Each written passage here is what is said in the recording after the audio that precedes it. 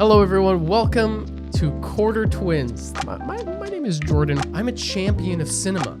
Okay? Oh. And I'm saying, with me as always is my co-host, Joshua. And I quote from your Clue review here. I'm just going to say this out loud. Skibbity orange justice riz, right, guys? It's the only podcast in America On Earth where your hosts are 25%, 100% exactly the same person. That's right. There isn't a single other podcast in America that's hosted by cousins of twins. Absolutely not. Cousins of twins. I might. Also we might be true about that. That could actually be true. Over there in his Letterboxd t-shirt. What's up? I legitimately looked up if Letterboxd is hiring. I'm like, could I get a remote job with Letterboxd? I think it's in the cards someday in the future. Oh my gosh. If they're ever hiring, I would put my name in the hat for some random position. It's a big company. They got positions. But they're not hiring at the moment. Where do you look for that?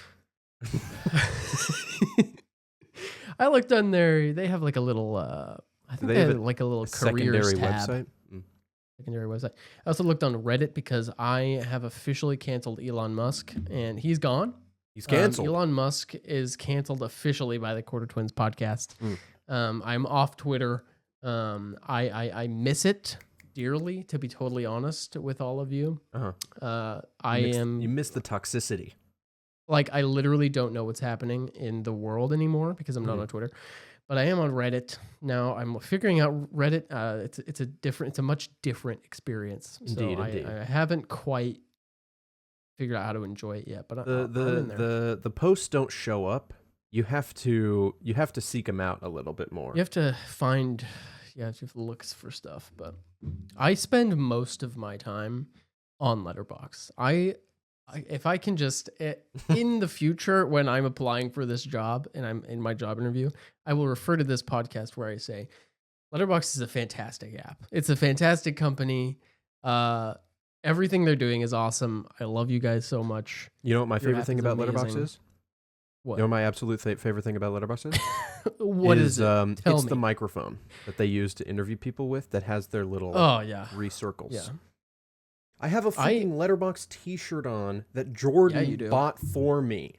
I bought it. Okay, so I'm jealous I didn't buy it for myself. We are both patrons of your service, sir. Yes. So much hire us. Disappointment. We will of be my the wife, official Letterboxd podcast, and we will do whatever you want. We will watch Airplane and all these other dumb movies that all the actors love. All Casablanca, right? Casablanca, Seven Samurai, The Godfather. How have we not seen The Godfather? I watched about the first 30 minutes. It bored me to death. Same. I don't know what everybody's deal is. Is Francis Ford Coppola a good director? Let's start there today. Megalopolis, everybody. Welcome to the Megalopolis episode. Okay. Terrible movie. I will not be revealing my star rating for Megalopolis until the end of the year when the video comes out. You'll never know how I feel about this. 1 star, movie. No like, because it is garbage trash. So yes, if this is still the intro portion of the podcast and you have no idea what this show is, we don't really either. We're in a transitional period. We're looking for jobs and we are putting more effort into more deep cut videos with more information about specific films. We're in the middle of, we have part 1 of Joshua's Star Trek series is out on YouTube. Doing absolutely abysmally, by the way. Not and who's to blame but probably me, because I have been absolutely trash at promoting this podcast. I apologize to Joshua for completely failing at the job that I have in this podcast studio. This episode is the Letterboxd catch up. Yes. We haven't been. There was a time when we were doing episodes every week and we talked about things more often, and we can get back there. I think my love for movies is at an all-time high. As you'll begin to see. Yes, it's at an all-time high. I've watched a lot of things. Joshua's watched a lot of things. We haven't really talked about much of it because we do like one episode every 3 months. So That's we're going to talk about quite true. we're going to talk about what we want to talk about in our Letterboxd diaries. You wanna catch me on Letterboxd? You're gonna want to look up Razamuphu. That's Razamuphu. Okay. Yeah. You might also find me if you look up Jean-Luc. As I am currently Star Trek brained right now. Yes. Oh, hey, I just passed 130 films yesterday. Nice. Oh, look at that. I'm a little ways behind you. If I can flex a little bit, I'm up to I'm up 89 followers on Letterboxd. If I can be frank. You have 89 followers? I have 89 followers. What? I might be popping off on Letterboxd. I don't know what's happening. How? I have 9. Where are the 80 other people? Dude, I don't know. I am out here making friends on Letterboxd. Are you liking other people's reviews and following? I'm liking other reviews. I'm following people. I do the follow back routine. I found some. See, that's where I'm lacking because I don't interact with anyone else on Letterboxd. I did it. I will say a couple times. I commented on Cinema Joe or the other, what's her name, Sydney, on the other podcast. I have no idea. Or on the House of Cinema podcast. I will shout out their podcast. Cinema Joe, very popular on TikTok. Yeah. And Sydney, and there's another person on that podcast I can't think of right now. But I've commented and liked some of their reviews in the past, and that led to my followers that I've gained over time. But it works. It certainly does. I think that's something that I don't do is use Letterboxd effectively to read reviews of movies and things. Because I tend to just change posters, and that's worth there's worth a lot of the price tag for me. I'm also I've been on a journey with Photoshop recently. Oh yes. I've been creating movie posters as like a little hobby. And I have been uploading them to the movie database. So they are on Letterboxd. If I ever create something. Yeah, it is true. Oh my gosh. If I ever create something worthy of... have you put up the Planet of the Apes one? My best work is... Planet of the Apes one I'm proud of. My best work, I think, is the poster I made for a movie called Sing Sing, which is a movie that needs to release on streaming so people can see it. Anyway, do you spend much time on the stats page on Letterboxd? Kingdom of the Planets. Sorry. Speaking of Kingdom of the Planet of the Apes, I got the 4K UHD Blu-ray right here behind me. Oh snap, dude! The 4K Ultra dude is. You have quite a collection brewing of those. I'm the 4K Ultra dude. That's my new Letterboxd handle. 4K Ultra dude is here. That's not what I meant to say, man. Where's your poster? Oh, man. They're usually in, if you go to the language and you go to no language, you can usually find it easier in there. No language. On the TMDB tab. Oh my gosh, there it is. That's Jordan's poster. I made I'm putting it on. I'm putting it on. Oh my gosh. Let's go. Dude. I'm getting hype right now. Let's go. High five. Yeah. I'm on the internet. I basically work for Letterboxd. I'm creating content for their platform. He's making posters for the content. This is the game. We're playing the game. We're not getting paid right now, and so we're promoting Letterboxd so hard. This is just Letterboxd the episode. Oh, there it is. This is the stats page. Okay, tell me. I'm up to 167 diary entries in 2024, which is my highest number of all time. The best year. Still going hard. What am I? I think I'm at 141. I haven't seen Transformers 1. Dude. It's probably not even in theaters anymore. And you have begged me to see this film. Yes. And I will eventually. And that's awesome. Tell us the what's the deal with this film? So I talked about it a little bit in our previous Letterboxd catch-up, the Dune debate episode. That's my bad. I forgot about that. But I'm more than happy to talk about it more because the movie is so great. Guys, ladies and gentlemen, this movie is the sleeper of 2024. This is my creed. This is my belief. I think Transformers has had a bad rap for a while. The Michael Bay stuff has not been great. I mean, the rise of the monkeys. Sam Witwicky movie. notwithstanding, obviously Shia LaBeouf is one of the greatest actors of King. our generation. His performance in Megalopolis. I mean, come on. Golly, man, what an actor. See his. I only gave this movie 4 stars, but 2024, and we'll both talk about it in our end of the year video, I'm sure. That 2024 is butts. What a year for movies. I don't even agree with you, actually, to be totally honest. But I got plenty of bangers up here. You've been. I only want to quote you here on the I'm sick and tired of 3.5-star movies. Yeah. You're right. I have to see. That. Yeah. So, you're wrong. I'm just kidding. But yeah. Okay. So getting back to Transformers 1, right? So Michael Bay did the most recent Transformers movies. There haven't been any other ones, right?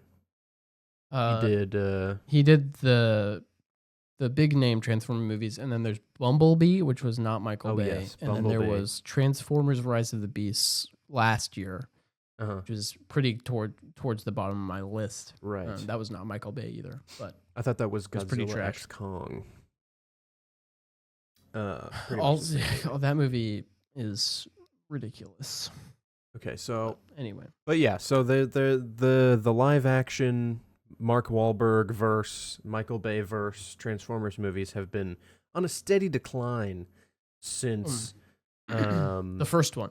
Since the first one, let's be quite real. The first one's all right. Since what I'm trying to think of, Ladies Man 327. Yeah. Anyway.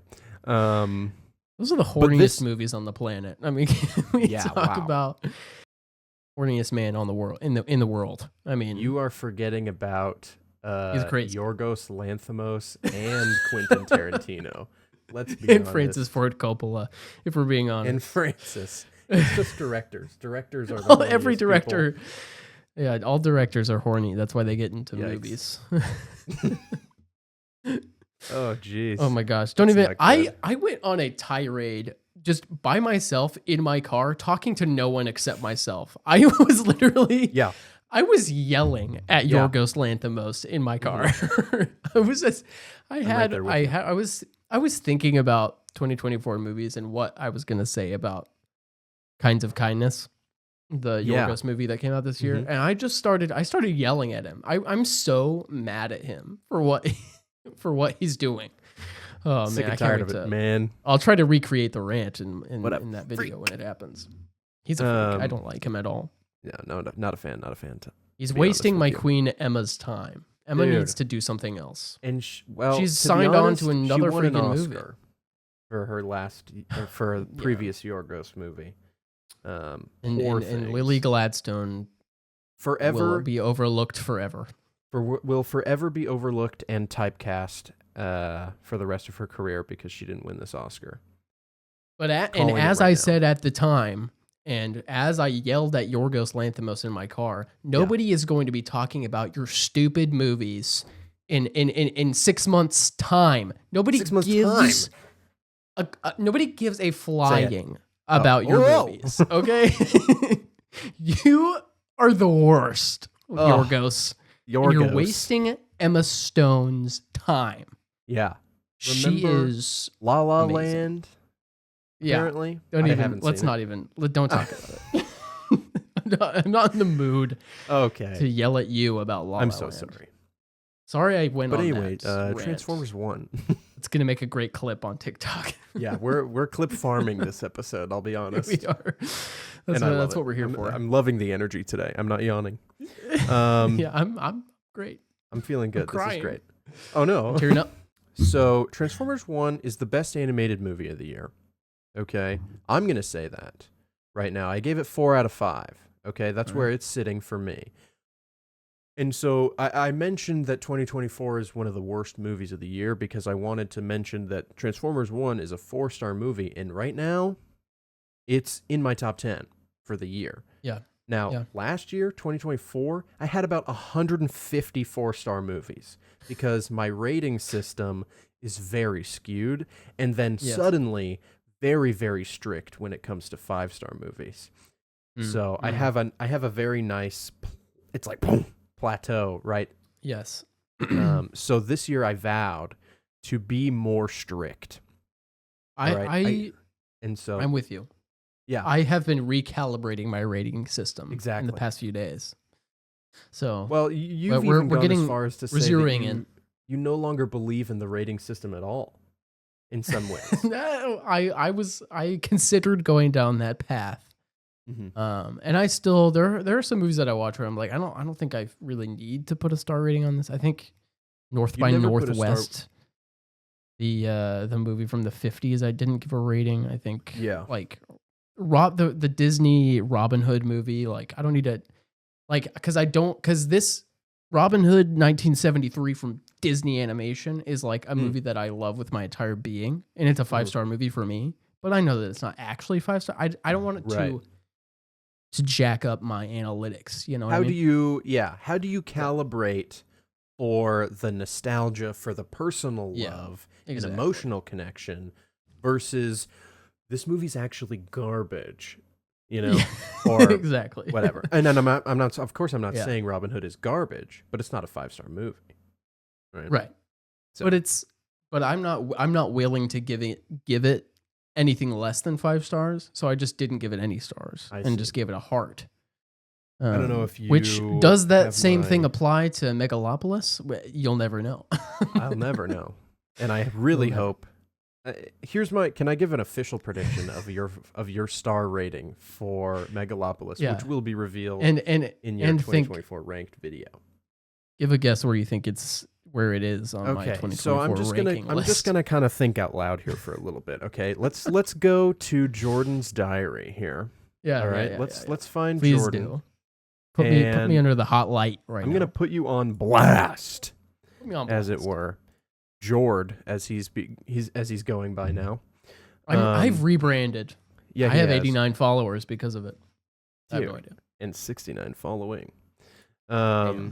Okay, so first thing I'm noticing unfollow somebody. is your favorite movies are Spider-Man 2, Alien, Empire Strikes Back, and Planet of the Apes. So Planet of the Apes is more like an overall.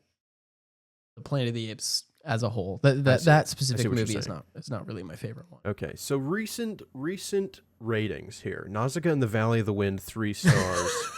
I'm so sorry. I wondered if you were going to bring that up. I'm so sorry to have to immediately talk about this, but it is a terrible rating. The movie is very, very good. Sorry. It took me 2 days to finish it. I can't with that movie as much as some of the other ones. Sorry. It's unbelievable. I'm seeing are The Abyss and The Thing the same movie? The poster's like exactly the same. Very similar.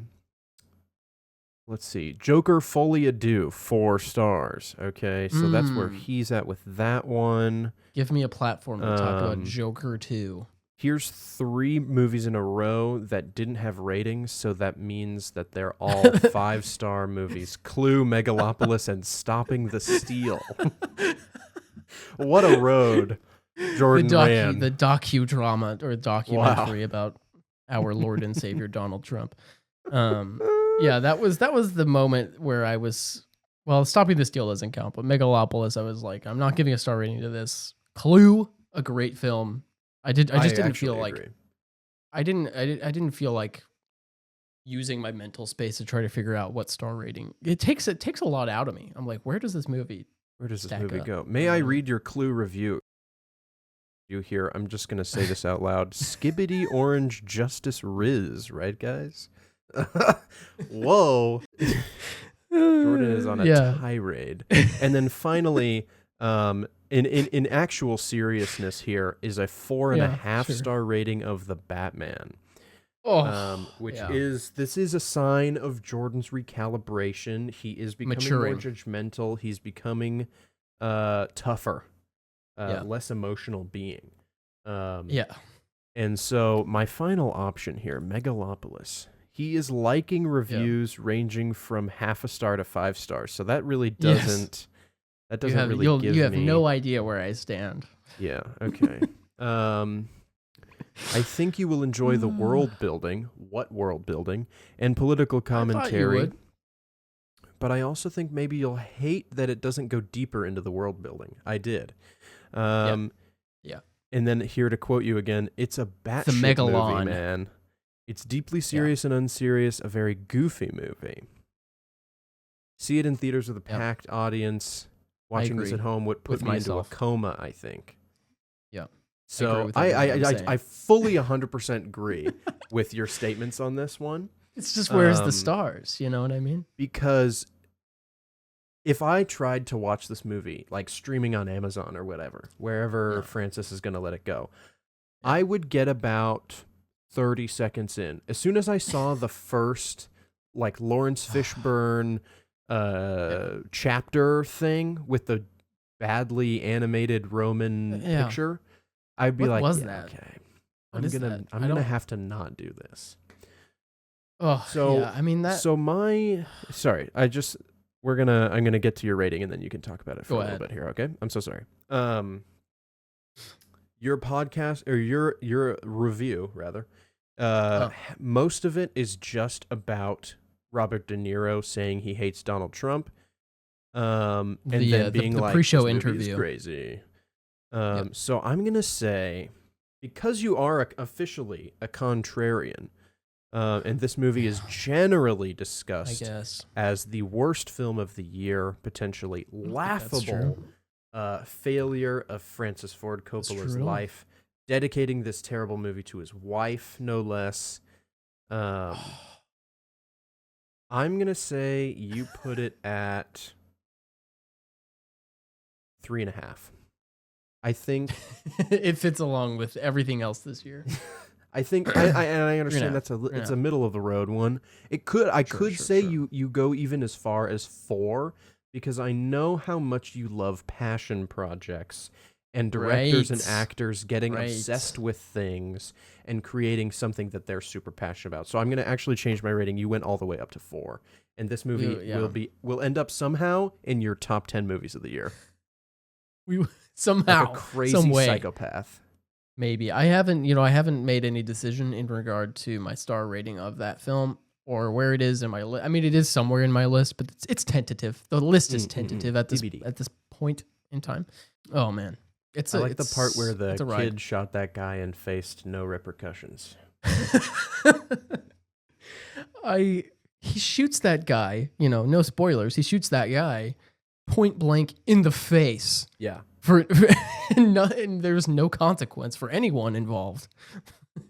He's just like when he goes, he regains consciousness and his face is all messed up, and he goes, creation, destruction. I'm like, what the heck?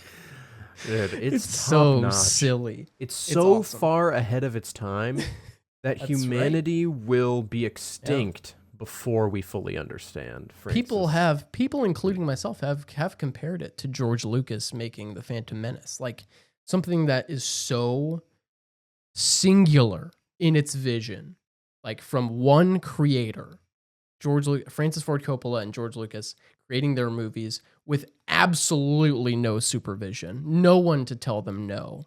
He's telling Aubrey Plaza to do all sorts of stuff in this movie, and nobody's telling him no. I don't know why, but that makes me want to talk about Star Wars for a little bit, if you don't mind. Okay. I love Star Wars personally. I have been seeing more and more TikToks. There was a quick little trend of rating the Star Wars movies on TikTok. Like, you have one of those filters and you just blind rank the Star Wars movies. Every single one I saw, every single one, probably like 20 plus of these videos that I watched, every single one of them, Revenge of the Sith #1. Oh. We live in a world, Jordan, where people, there is a growing number, perhaps a majority of people that truly, genuinely believe that Revenge of the Sith is the best movie. Are these Gen Zers or are we talking millennial TikTokers? Millennials, just all across Gen the board. Zs. I haven't seen anybody. Good grief. But like younger and older than us. Like nobody over 40 No. potentially. For sure. Obviously, 30 and younger potentially. Yeah, I think there is, of course, right? There is a skew, right? You have the people like my father who grew up. He's seen every single Star Wars movie in theaters, except for Revenge of the Sith. For whatever reason, the first time they watched it was in their bedroom, in order to approve whether I could watch it because I was only 7 at the time. No questions asked. But so like these older folks, the 40s, 50s, 60s, they're watching Star Wars in theaters. They're watching New Hope and Return of the Jedi. What the heck's going on right now? And they love those movies, the original movies. They saw them when they were kids, blah, blah, blah. Then you have us, our generation, grew up on the prequels and some of the older millennials that saw all of them in the younger age. And they grew up on those movies, and now they have a voice, and they're talking about how much they love the prequels. For whatever reason, we are immune to the prequels' charm. Yeah. I'm very interested to see if the Gen Z, or the Alpha Gen kiddos will come up, and there will be this resurgence, and will just suddenly be heroes, the champions of The Last Jedi. And they will just suddenly be like, the sequels are the best Star Wars movies, and we can just be like, just The Last Jedi, but you know, so close. Yeah, it's so far. But yeah, so it's crazy to me because it's like these. I watched this guy. He put A New Hope below Attack of the Clones. Like, oh my goodness, not even just Revenge of the Sith at the top, which I've seen and is crazy alone as it is, but to be like. Like he was like, oh, like he had a negative reaction to A New Hope, which is like it's just the craziest thing I've ever watched and witnessed. I mean, so I wondered your thoughts. I don't know. Like, I feel like we just happened to be in the sweet spot between we existed where all of these movies had been around for a few years now, and like I feel like they always just existed as one thing in my mind. Like I never really separated them. Like when I was a kid, I never separated them from like, oh, the prequels are like the newer, cooler ones, and the original trilogy is like the older, boring ones. Like I feel like people who are like our younger cousin Jaden's age probably do more than us, where it's like, oh, those are the old, like gross ones. Gross. I kind of always thought the prequels were worse than the original trilogy. Like I don't remember ever. I mean, because I think I just knew that they were silly, and I remember laughing at Revenge of the Sith so much. Like every time I watched it, like I thought it was so ridiculous the way that they were acting and unlimited. You know, I thought that was the funniest thing in the world. So yeah, I don't know. I think it's a strange world. I understand people enjoy Revenge of the Sith. I think they like the character of Anakin and Darth Vader and seeing the turn and all that. But I don't know. It's always the best people in their Star Wars opinions. I don't understand how people come up with these ideas. And people will look at me with my Last Jedi album behind me, and they'll be like, this guy is a total moron. And that's just, that's democracy. People have their own opinions, and that's all valid. Go watch our Star Wars Acolyte episodes, dude. Holy cow. Read those comments, man. Good Lord. I don't even know. I would also like to... We talk about Star Wars. The things we've talked about most on this podcast are Star Wars and the MCU. We've talked a lot about the MCU. In my opinion, the MCU is dead. The Agatha show has come and gone. I think it's done. I don't even know. I haven't watched it, and I won't. I'm not interested at all. It's kind of going sad. back to my rating recalibration journey. I was going through my just all the films I have logged in my Letterboxd career. Okay. To and just trying to recalibrate, making sure everything's in its proper spot based on. It was actually the movie I saw yesterday, Conclave, the new release starring Ralph Fiennes. Pretty okay movie. lots of Catholic talk in Italy. Lots of molto bene. Is the Pope Cardinal Lawrence? Go and get the pizza. Lots of that type of vibe. But I left that movie being like, I don't think I loved this. I like in the moment, I'm like, I'm about to give it 3 stars, but I'm in this mindset of like, does this movie actually fit in the biggest category in my bar graph, which is 3.5 stars? Like, does it fit in there? I'm like, no. Does it fit in the category with all the rest of the 3-star movies? I'm like, no. It's a 2.5-star movie, I think. Wow. So I'm thinking about it in that way, like looking at the groups as a whole and being like, what else is in here? What else is in here? And so I was going in to make sure I had what I want in those. I'm just overthinking it for me because I love Letterboxd. Again, Letterboxd, call me. What was I saying? Oh, as I was going through, there's this X factor in my analytics that is the MCU. Like every They're MCU movie was like 3 stars and above. And I realized that this just cannot be. This is ruining my entire scale. And so I have officially removed star ratings from every single MCU movie. Okay. There are so many MCU films that I couldn't have them messing up my analytics. And this is just for now until when I eventually rewatch like Iron Man 2. I'll put a star rating on. Let's wait and do it next year together. Juniverse comes back. We should definitely do that. Okay. But I'm on a journey with film, you guys. Beautiful. I'm becoming a better man, and wow. I removed star ratings from all the MCU movies. I removed star ratings from the Harry Potter movies because I was like, I don't know. I don't even whatever. I removed any star rating, any movie that had a star rating that I just had put in, like when you first get Letterboxd and you just rate a bunch of stuff. Yeah. And you don't know what you're doing. Yeah.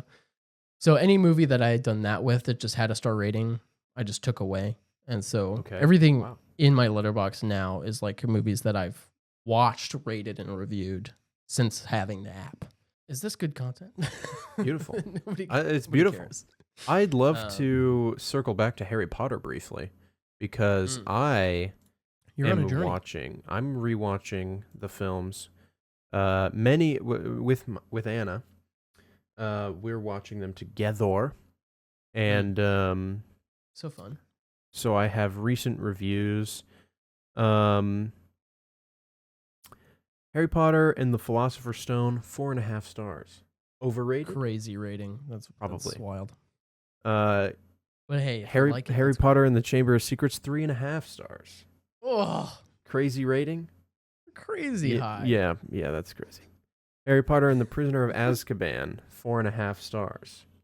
Less crazy, but still, the general opinion is agreed upon. Yeah. That's the best one. A lot of people say. Goblet of Fire, 3.5 stars. Probably still a little high. Yeah.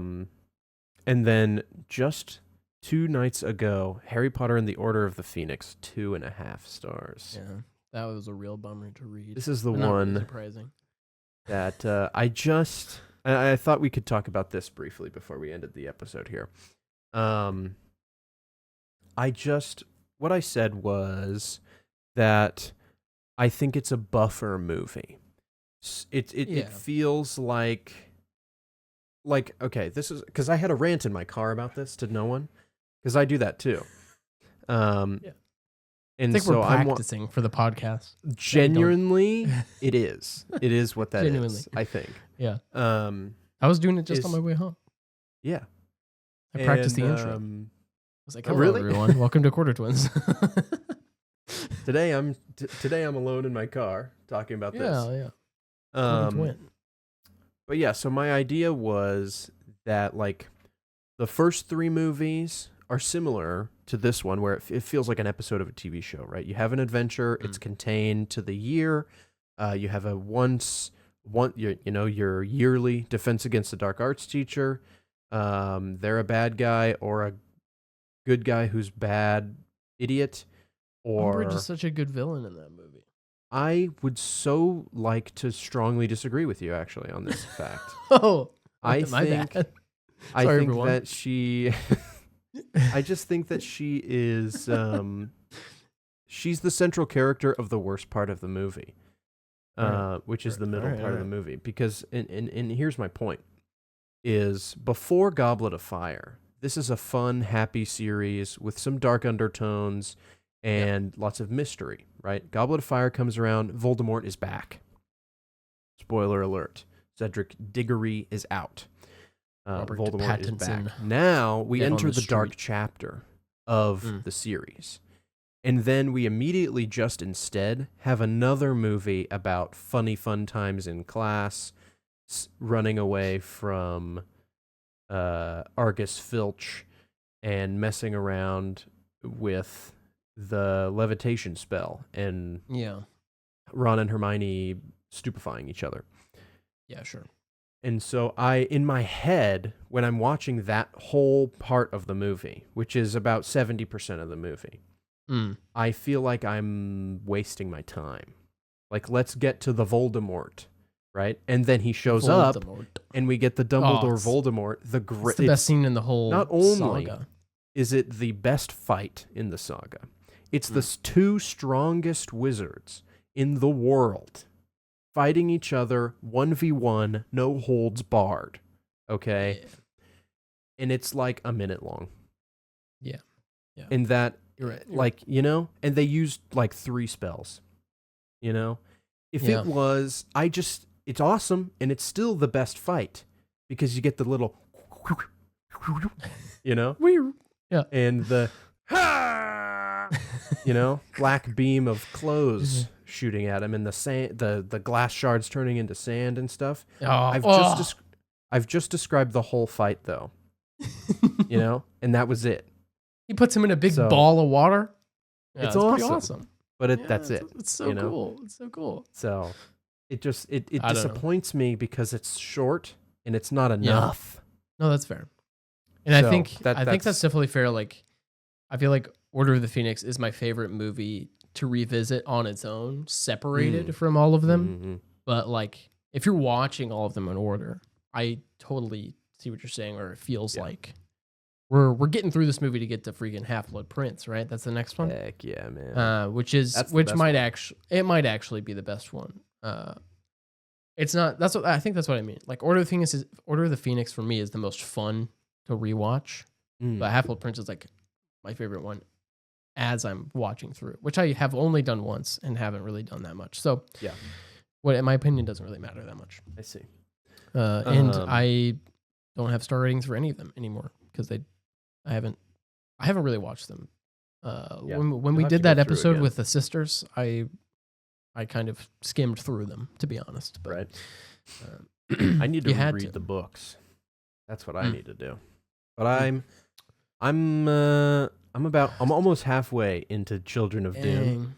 That's awesome. I got sidetracked. I gotta be honest. I watched about 40 minutes of the first Dune movie. Ooh. Dude, the story, not even close. They're talking about like sandworms are attracted by rhythmic sound. And I was like, oh yeah.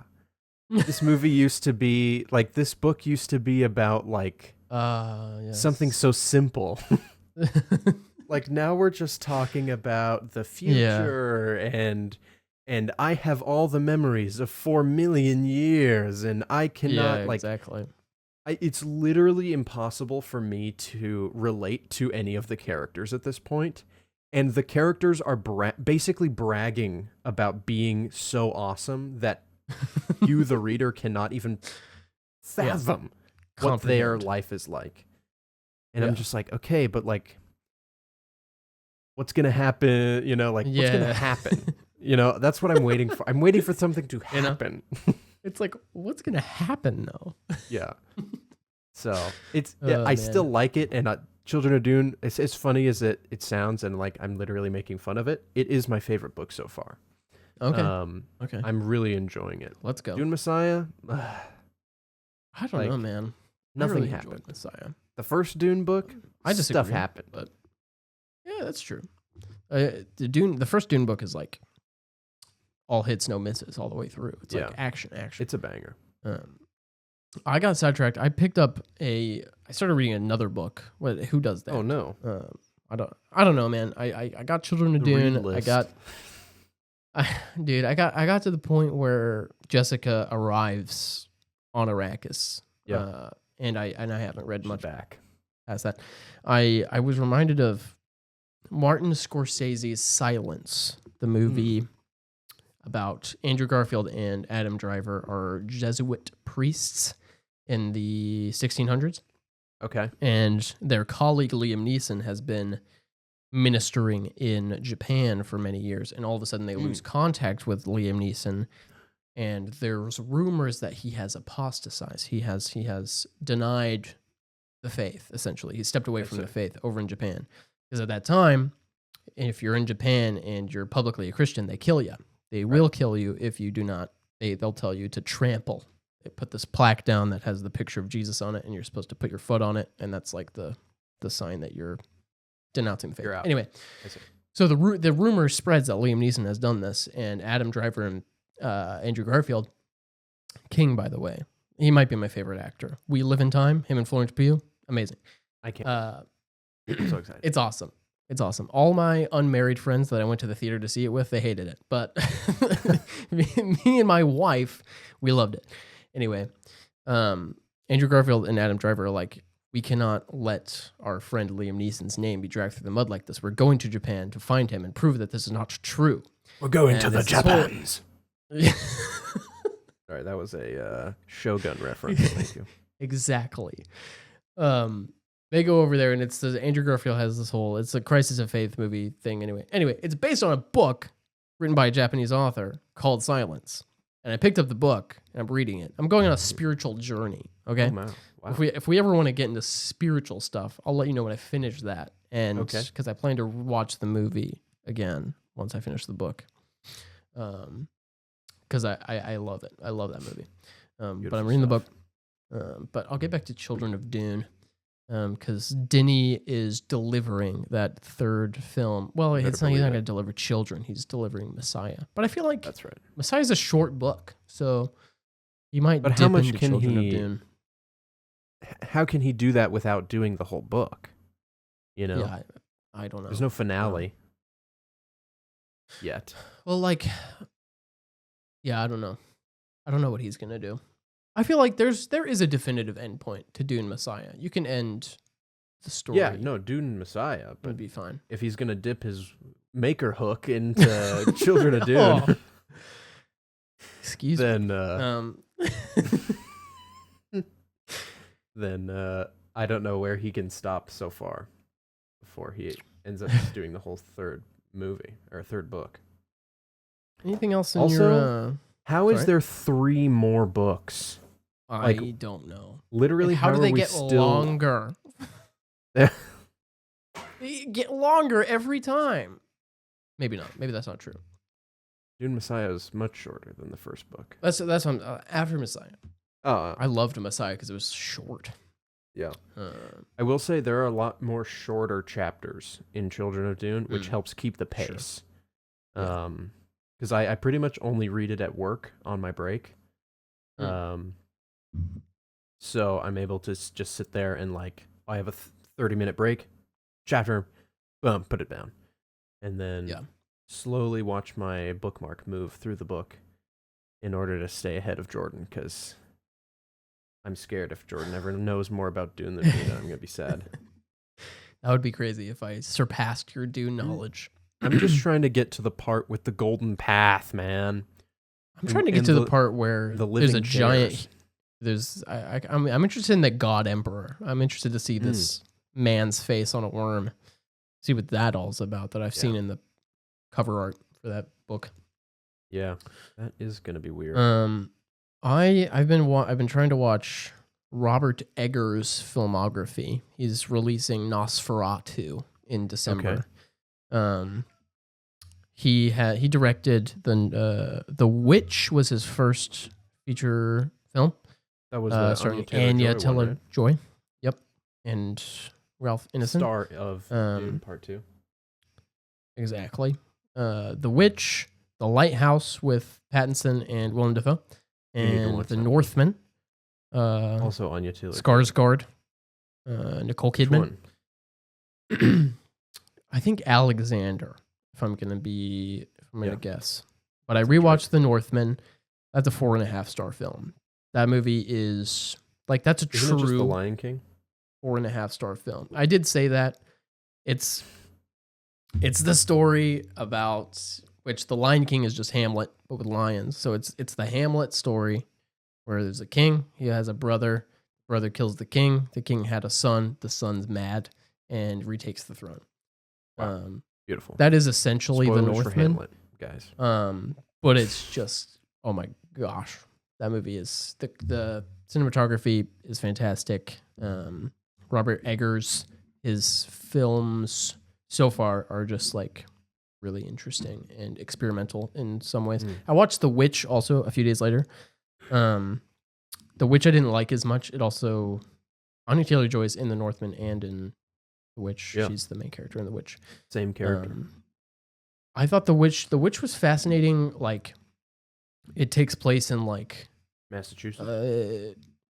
yeah, like what's the word? Like the pioneers essentially.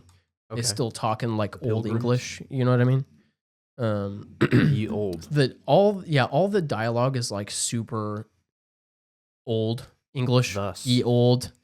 And so it's really immersive in that way. Like you Whence. feel like these characters are actually from this, whence such a time as this and all that. But I was also, I was like, I'm waiting for when's something gonna happen? And then, oh my God, something's happening. Oh, and the movie's over. All right. 2.5 stars. Yeah. But I'm excited for Nosferatu. I need to watch The Lighthouse. I'm scared of that movie. Because scary? I've seen naked Willem Dafoe. And I've seen some imagery from that film that I'm not excited about seeing. Oh. But this is also the year of the horror movie for Jordan. Yes. So I'm moving towards enjoying horror films. I see. We'll see. I know you've been adamant that I am a terrible Letterboxd user and don't ever watch movies anymore. I didn't say that. I didn't say that at all. I am planning on what day is that? Next Every Thursday. time Joshua doesn't Halloween. like one of my Or no, reviews, I get Wednesday. really upset. Oh. It's just because your reviews are bad, I think, is the main reason. Oh, For that. I'm just that kidding. hurts. It cuts me to my core. Oh, your core. Started reviewing Ghibli movies, and Joshua executes me from his life. Yeah. Executes. But still does a podcast. What's the right word for that? Excommunicates. Excommunicates. Yeah. Yes. God, The Wind Rises is so good. Dude, it's not even good, man. It's so That's good. stupid. That movie is What day is Halloween? closest thing Thursday to a or Wednesday? masterpiece. Oh, it must be ever done. Thursday, the 31st. Yeah. The Wind Yes, Rises Halloween. is terrible. John Krasinski's worst performance. Oh, that's so good. Watch it in Japanese if you care that much. I will. I did.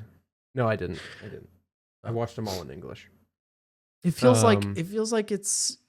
I don't know. Never mind. Never mind. We don't have time to get We don't? into The Wind Rises. We're still under an hour, actually. That's perfect. That's preferable. Yeah, okay. Then I finish off next week on Halloween. I will be watching. We get home from work Thursday morning at like 6 a.m., right? I'm going to drive over to Anna's house, drop her off, and I'm going to stay there.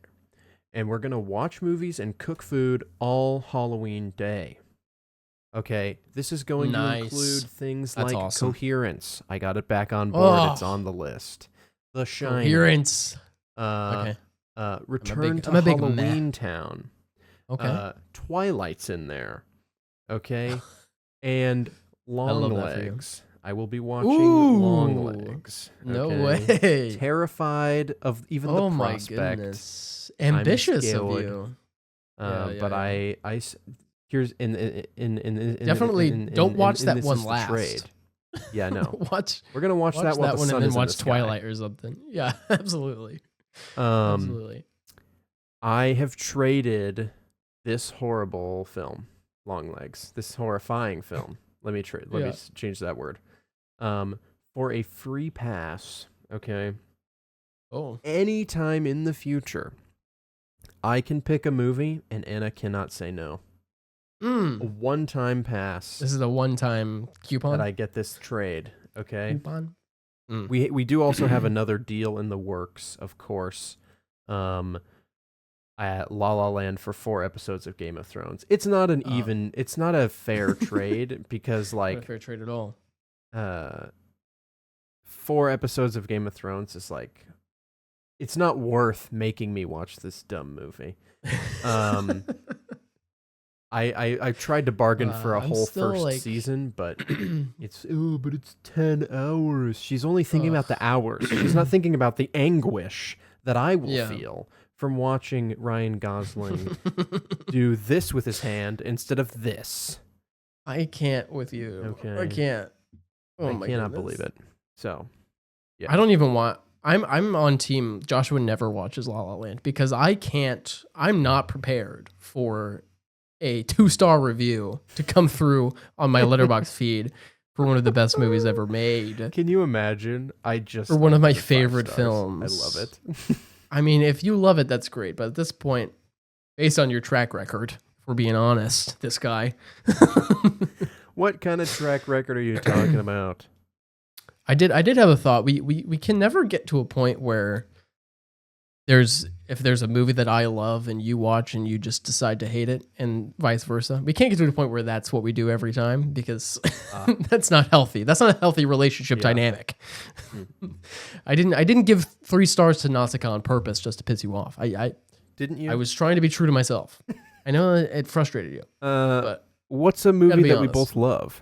Let's freaking Interstellar or something. I don't know. Dude, freaking Interstellar is the best movie in the world. IMAX re-release December something. Oh my gosh, I'm ready to commit to buying you that 10th anniversary thing for Christmas. By the way, have you seen? It's actually not as pricey as I thought it was going to be. It's like $60 maybe. Yeah, so, we buy it for each other. I see. This is what we do, and I'll cut this out of the podcast because this will not get back to anyone who has access to my bank account. I buy it, but I say I'm buying it for Joshua, and then one shows up at my door. We just buy ourselves the thing, and then but under the impression we're like, oh, I didn't even know he was going to buy me this. Oh my god, such a surprise! I got him this. Oh my goodness, we're so quarter twin.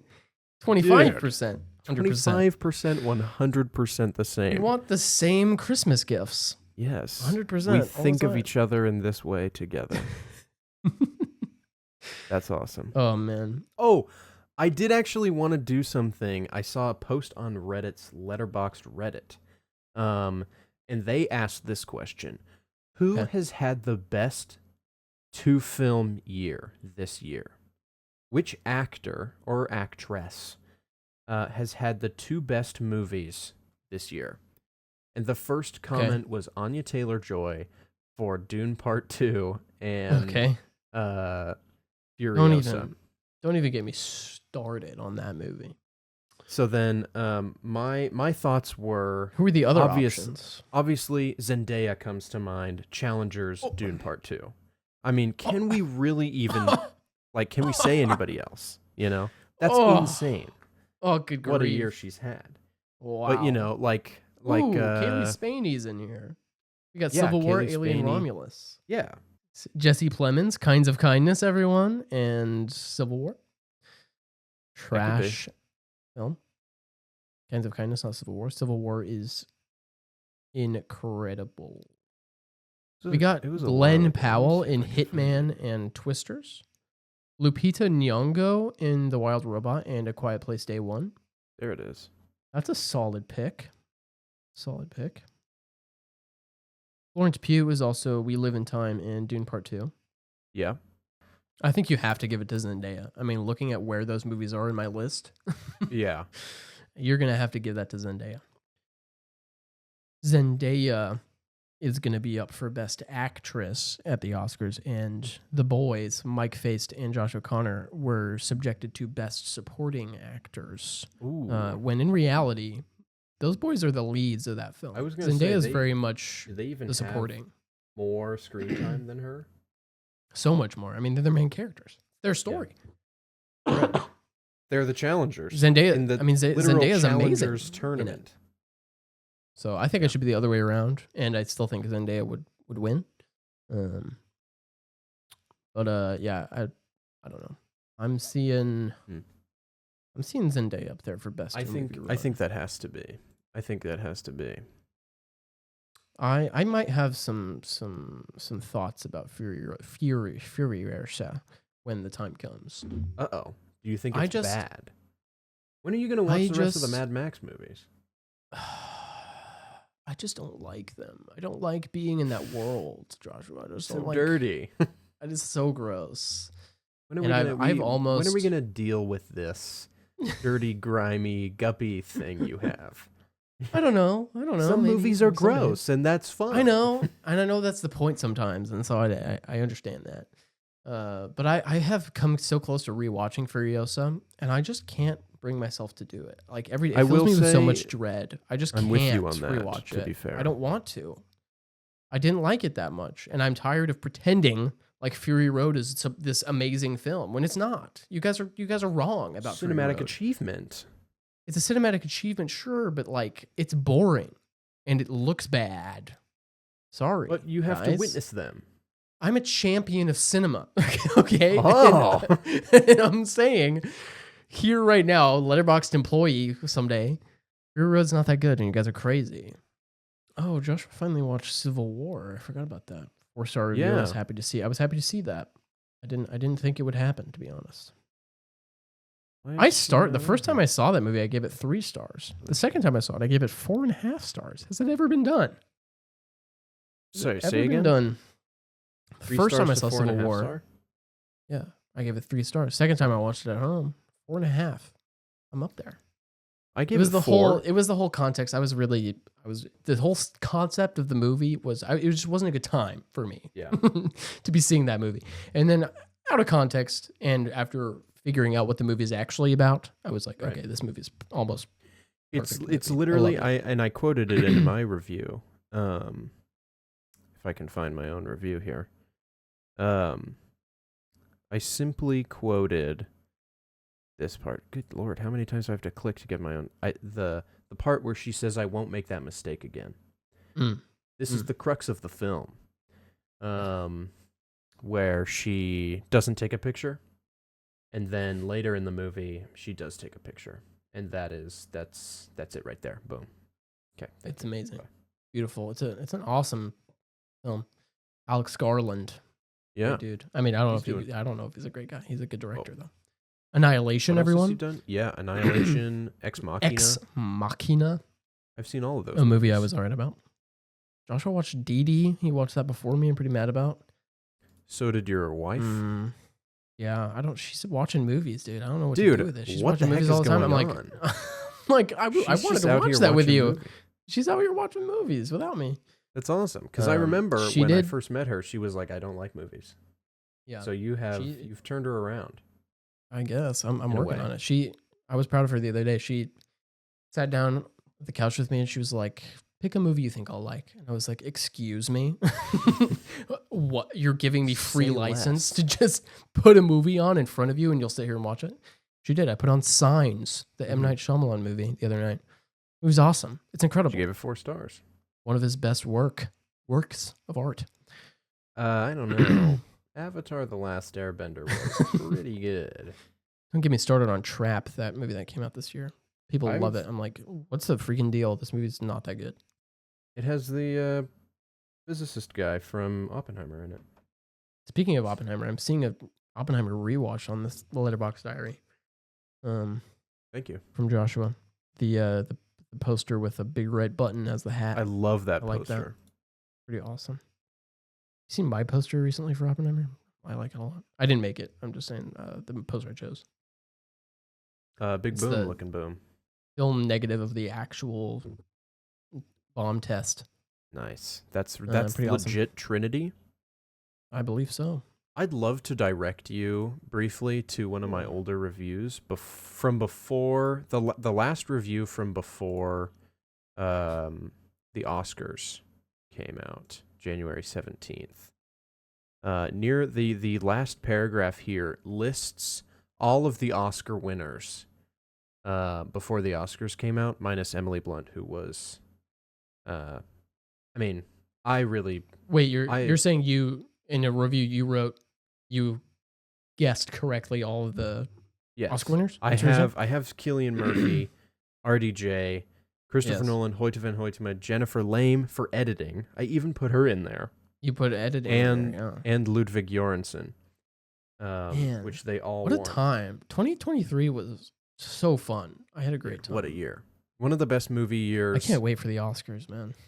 Well, 2019 was really, really good too. But I just love the Oscars. Like it's just like a silly event that doesn't really matter, but I just enjoy it. I love all the pomp and circumstance. I love it. The slaps. I'm seeing you gave me some flack for no stars, but I'm seeing a no star heart for Madagascar, the 2005 DreamWorks dude. film. Yeah, I don't know why I didn't bother giving that a star. That's one of those. That's exactly what I'm talking about. I would do the same thing.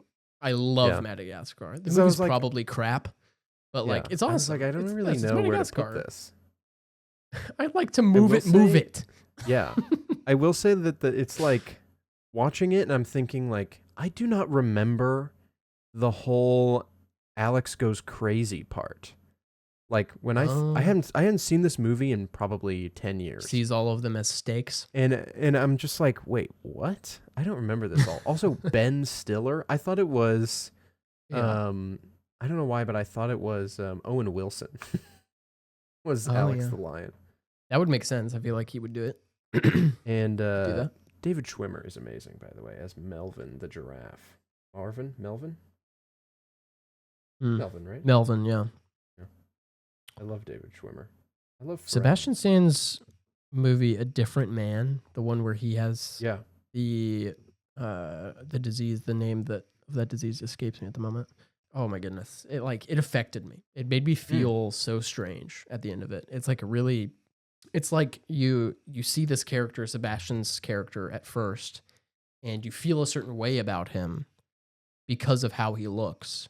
And the movie, over the course of the film, where he takes this drug that makes him look like beautiful man Sebastian Stan, the whole thing is like, you only felt this way about this man because you had this pity for him, like from somewhere within you, because you felt guilty for looking at him. You felt a certain way about him. You don't even know him or anything about him. You just, there's something innate in our DNA to like judge, to pity these people for the way they look, judge them a certain way. And then this other character who has the same disease that he had, who essentially takes his place in the story. And he's like, why is this happening? I look like this beautiful man. And now this guy who looks like I used to look is taking my place. And it's like, well, what does it even matter that you look like that at a certain point? And why does it matter that he looks like that? And they bring up Beauty and the Beast in this one scene. And they're like, because at the end of Beauty and the Beast, he turns into a beautiful man. And they're talking about like, well, why are we forcing this guy to turn into a prince? Isn't he lovable just the way he is? And then it's like, oh, wow. It's just it's really fascinating. The way it's presented is crazy. I will at a certain time when I'm ready to talk about Joker 2, Folie à Peu, Folie à Dumb. Hey, you said it, not me. I will talk about it when I'm ready, but I'm not ready yet. Are you ready to stand by your 4-star rating? I'm ready to stand by my 4-star rating 100%. Wow. I'm not changing it. It will be 4 stars by the end of the year. It's going to be a beautiful 4K UHD Blu-ray. 4K UH dude, whatever you said. 4K Ultra H dude. I think I said 4K Ultra dude. Ultra dude. Yeah, we go back into the recording. I want you to change your name to that. I was gonna tell you to watch. Listen. I'm listening. You're not gonna watch. Sorry, 1 second. You're not. Put your headphones Okay, I'm on listening. and I'm listen to me. listening. Just for once in your life, listen to me when I tell you I'm to so do sorry. something. Oh my god. I've listened to you before. That was just a joke. Okay.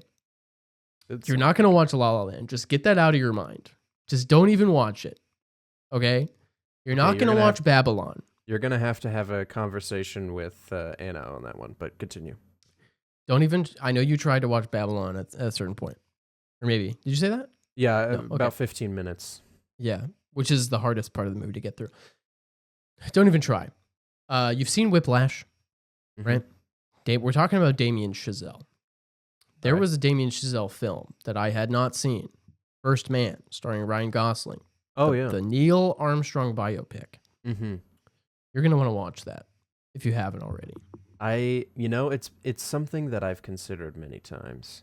You're going to have to watch it because I'm interested in your thoughts about it. I don't know if you're going to love it or not, but knowing how much at one point in time, play the tape, when Joshua was just he was working for the show For All Mankind. Like they were paying him to promote the show For All Mankind. True, but it is. It is. He would have taken it if they offered. I didn't finish season 4. I couldn't get around full disclosure. But the first 3 seasons, literally perfect. Top 10 if you TV liked For All Mankind, I do. I do think you will like First Man. It's obviously like the true, quote, true story. I'm not saying that I believe the moon landing was real. I'm not saying that. Okay, whatever you think is what I agree with. Okay. The face you made at me just now.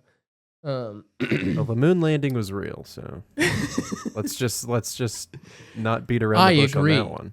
All right, there you go. With you who say that to me, just whatever you think is what I think. Also, hey, this guy's. I really enjoyed First Man. I gave it 3.5 stars. It's not a perfect film.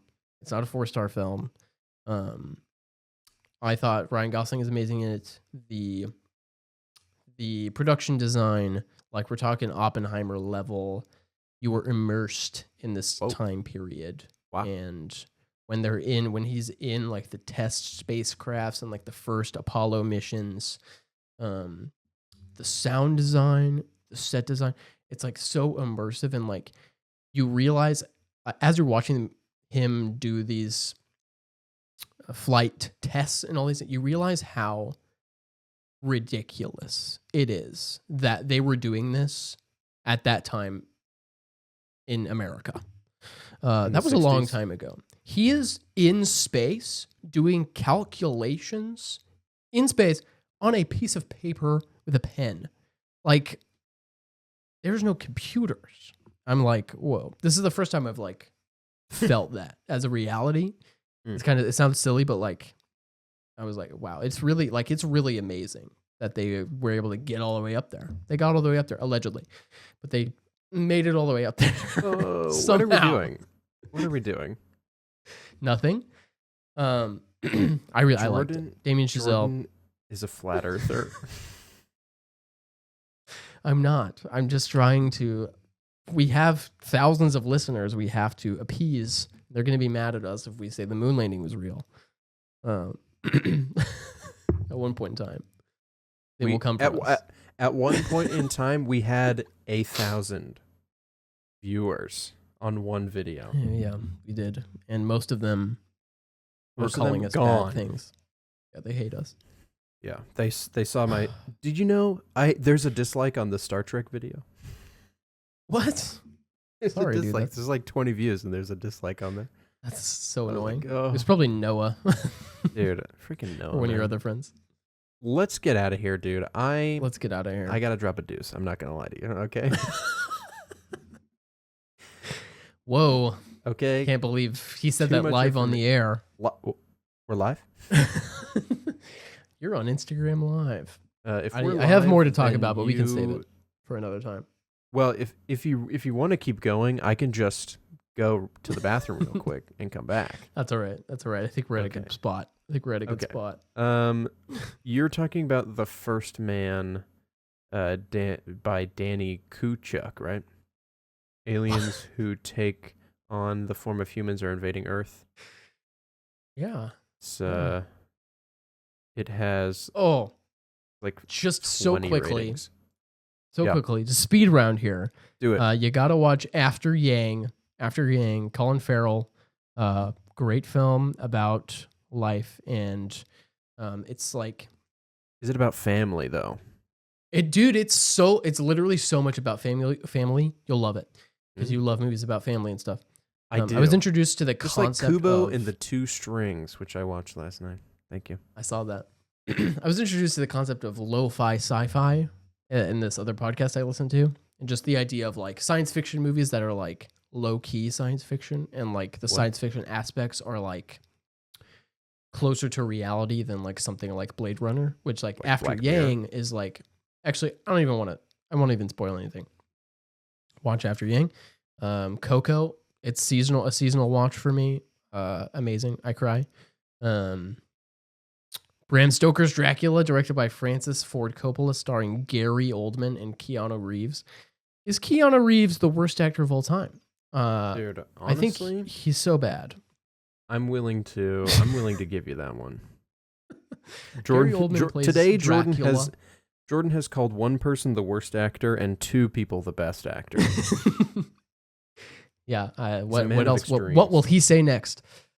I don't want to talk more about Megalopolis, but so don't. Watching Francis Ford Coppola's Bram Stoker's Dracula, Transylvania,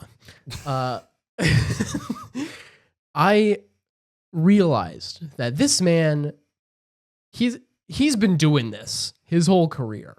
And I'm developing a respect for this man and his silliness. Dude, you know what you should watch? It made me appreciate what he did in Megalopolis a little bit more for a certain perspective. Yeah, see, Jordan's the kind of guy to like Megalopolis, unironically.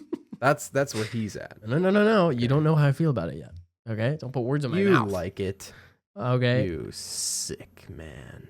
We're saving the reveal. 5 stars. The star reveal will happen live Jordan is on the becoming air. more and more pretentious as his filmography career goes on. He's deep in Letterboxd, dude. He's trying to get a job there. It's true. I watched a movie called Petite Maman. So he's watching foreign films. Which, going back very beginning of this podcast, I'm sorry, I know you have to poo. Okay. Just hold it in. There's just we're doing a podcast right now. There's just gonna be a second here where I go. Just sit on the toilet while you record. Celine Sciamma, director of Portrait of a Lady on Fire. Portrait of a Lady on Fire is one of my favorite films that I've watched this year. Okay, it's incredible. She directed Petite Maman, which part of the reason I watched this so soon is because it's 72 minutes. It's 72 minutes long.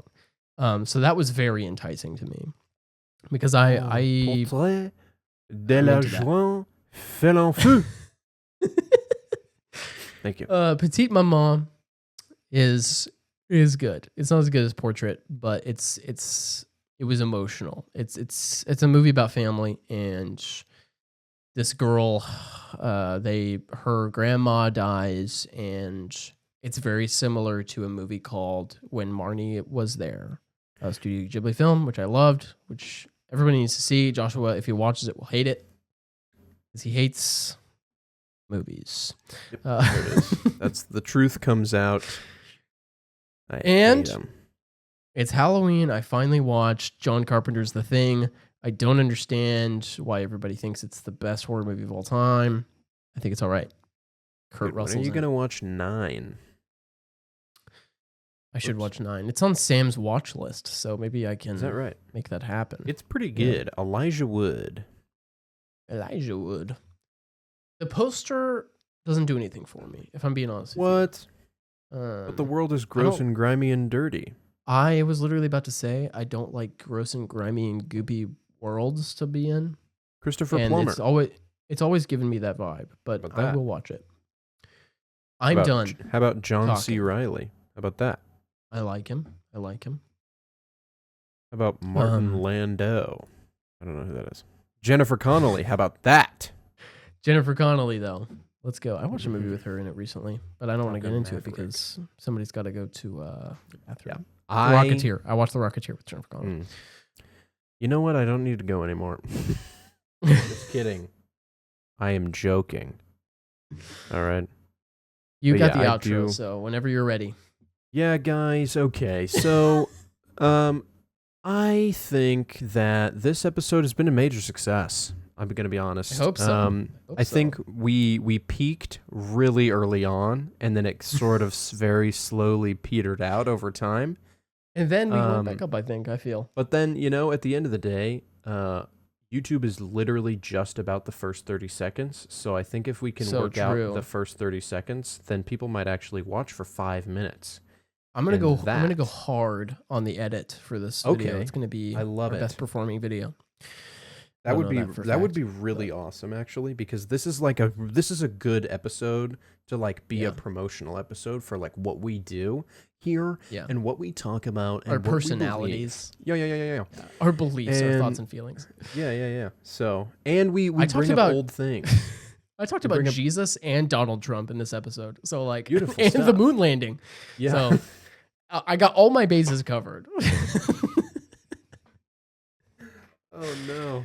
That's going on TikTok. Let's go on TikTok. Letterboxd. Call me. I have things to say. He's got opinions. He wants to let you know. I'll be a valuable member of your team. Dude. Me and Jordan just watch mainstream movies. But we're a valuable members. I used to watch Marvel movies, you guys. Yeah. No. I don't ever want to become that person. I still love some of those films, and I'm into. I just like talking to you, man. I got more stuff to talk about, dude. I'm sorry, man. Real quick, while we're still here, one quick thing since you brought up the MCU, and I wanted to talk about it when we were talking about it earlier. Yes. My mom was browsing YouTube TV, and The Avengers was on, and she put it on and watched it without me. I came downstairs right about the time when Thor landed on the Quinjet. Yeah. And Tony Stark says, "I have one plan, attack." And they had their little fight. And I was so disinterested. And I was so sad about it. Oh, that's not where I thought you were going with that. Because I sat there and I'm thinking like, this is it. I'm gonna watch this, and I'm gonna start watching all the Marvel movies again because this is gonna reignite my love. And then I was thinking like, no, there's only one God, ma'am. I do know. And I'm pretty sure he doesn't dress like that. Ooh, oh, you said it and I cringed. Yeah. I forgot about that till you said it. Yeah. And now I don't want to watch that movie again. And I'm thinking about the outfit he's wearing. Are you kidding me with that outfit? Get it out of my face. It's disgusting.